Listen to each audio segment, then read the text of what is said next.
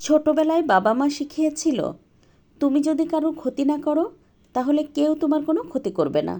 আর বাস্তবে যা শিখলাম, তুমি যার ভালো করবে সেই সবার আগে তোমার ক্ষতি করবে। আমি ভালো তো জগৎ ভালো, এখন আর এই কথাটা চলে না। আপনি যতই ভালো থাকার চেষ্টা করেন না কেন, কিছু মানুষ আছে আপনাকে কখনোই ভালো থাকতে দেবে না। সে নিজেও ভালো থাকবে না, আর তার আশেপাশের যারা থাকবে তাদেরকেও ভালো থাকতে দেবে না।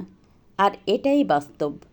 প্রায় ২-৩ মাস আগে আপনাদের সাথে আমি কাঁচা আম দুইভাবে সংরক্ষণ করার ভিডিও শেয়ার করেছিলাম। প্রায় ২ মাসেরও বেশি হয়ে গেছে এই আমটা সংরক্ষণ করা।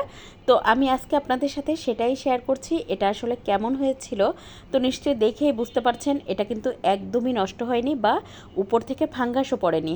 আর এই আমটা খেতে তো অনেক ভালো লাগে, খুব বেশি টক টক থাকে না, এটা একটা অন্যরকম স্বাদ। পরে অবশ্য আমের মধ্যে আমি কতগুলো রসুনের কলি দিয়েছিলাম, আর এটা কিন্তু খেতে অনেক ভালো লাগে, তাই কিন্তু আমি এটা দিয়েছি।